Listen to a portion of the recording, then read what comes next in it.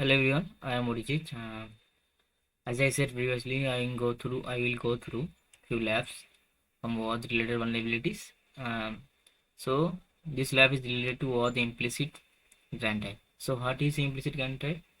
As I said previously in my last videos, in implicit grant type, the after authentication, identity provider provide an access token to the service provider, and service provider request using the access token to fetch user details like mail address, profile picture, and all. So let's go through this lab. So what in this lab we have to access the Carlos account, and let's see how we can access that.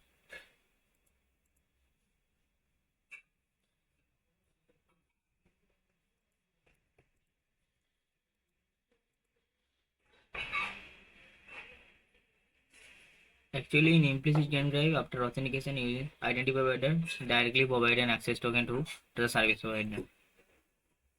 So this is the service provider example, and right now it is redirecting us to the identity provider.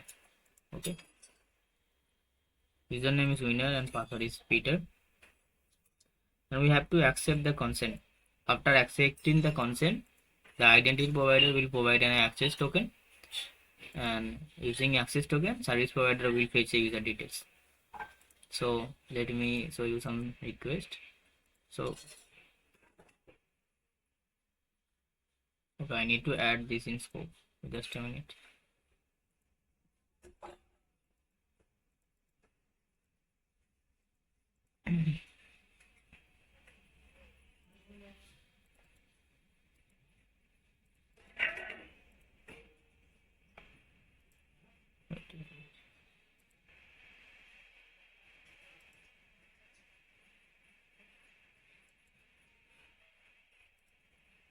So here is the login credential where we are trying to log in identity provider, and then it's providing an access token to end user. This is the access token for the winner, and here we are using the access token and trying to access a winner. So it's providing a session token of winner user. Let's try to access the Carlos account using winner access token. So let's copy the mail address of Carlos user,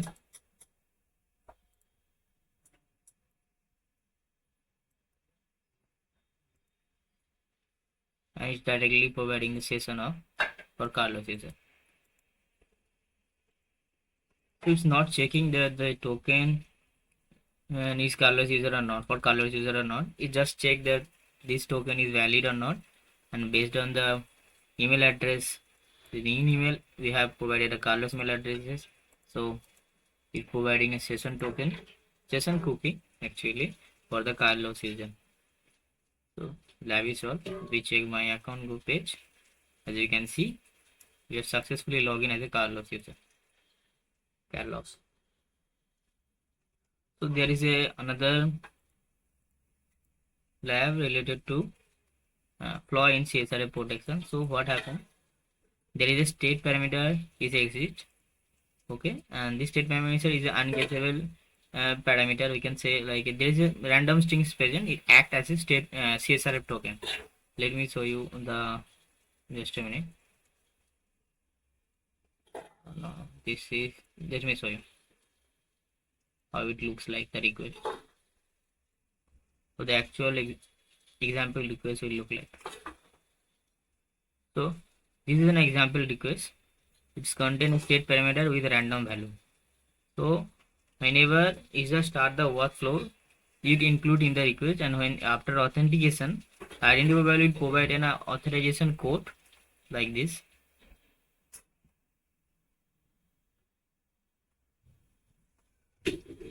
Authorization code with state parameter. So it is used to identify that whoever started the workflow and whoever making request on the callback endpoint are the same user or not.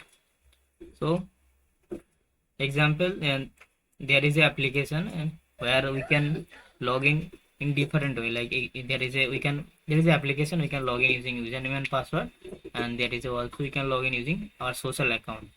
So after logging using username and password, we can link our Facebook account to our account. Example, I have logged in the Portswigger account and I am trying to link my Facebook account with Portswigger. So after initiating the workflow, after authentication and with identity provider, Facebook identity provider, Facebook will provide me an authorization code that can be used for one-time purposes. But as an attacker, they didn't use their authorization code. They just drop the request and they send the actual URL, the authorization code to the victim user. And if victim user visit that URL, so they just link their attacker Facebook account with their own account. So that's why state parameter is present in the request to identify that the actual requests are actual requests are the whoever initiated the workflow and whoever trying to fetch the access token are their same user or not. So let's start the lab.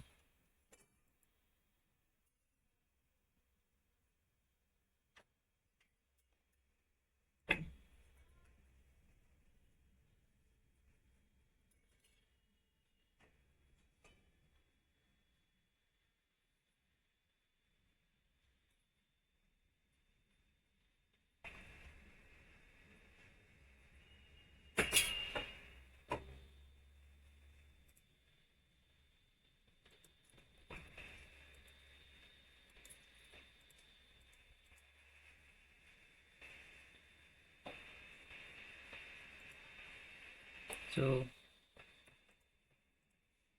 as I said previously, there is a two way we can authenticate ourselves using username and password or using social account.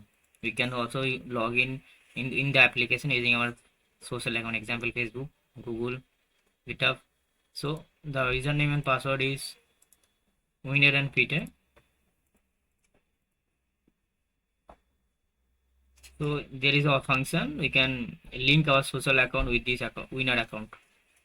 So we'll initiate an authentication flow, and after when we will receive the authorization code from the identifier, we'll just drop the request, and we need to send this request to the admin user. Whenever admin user will visit our crafted URL, our Facebook account will directly link to their admin account. Then we can use our own social media account to compromise their admin account, or we can say we can access directly using our social media account to their admin account. This is the request. We just need to send it to repeater and drop the request. So copy the URL, and the actual URL will look like this. Whenever the admin will visit the endpoint, our uh, our social account will directly link to their admin account, and we can using our social media account, we can log in the admin account because they are linked together right now. That's why state parameter is present to prevent this type of attack. It acts as a CSRF token. So it's used to identify that whoever requesting, like right now I am requesting to add my social account with my own admin account. So it will use to identify that this is the admin are making the request or not, or it is crafted request or not. So we need to send this admin need to visit this URL. For that we need to, okay, just a minute, we can do like this. We can create an image tag. In the source attribute we will mention our OAuth linking authorization code. Whenever admin will visit, our social media account will link with admin account. So I now, okay, just a minute, this is the live actual, this is the old one. Okay, and just right now we need to log out from our own account and try to log in using a social account. As you can see, we have accessed the admin panel and we can delete any user you want. So our task is to delete the Carlos user to solve the lab.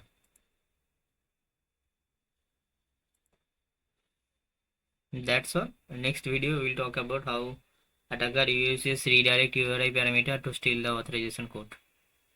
Thank you.